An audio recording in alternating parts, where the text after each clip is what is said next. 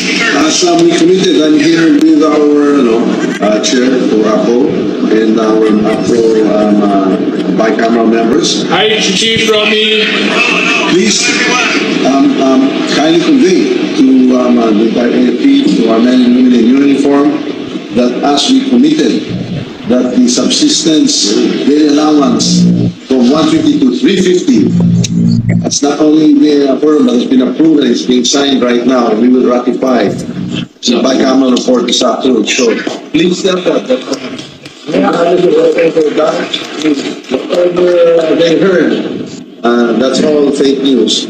Basta nagsalita tayo when we speak. As the speaker in the House, when we speak, we mean it and we will always deliver.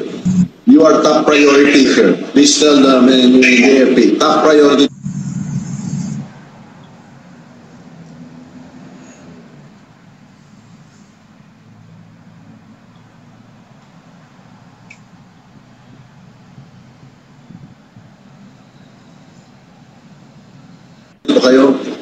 And we are fully committed to support all of you and to keep your morale high and to always take care of you. Please convey that. Mabuhay ang AFP. Mabuhay sa inyo lahat. Okay.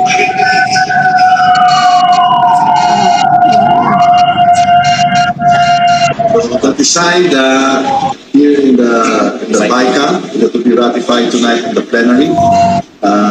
We will ratify the budget on Wednesday, and the President will sign it into law. That is as good as gold. So I just wanted to allay any fears that there was anything other than what we had committed in Zambales to you and to the troops. Mabuhay.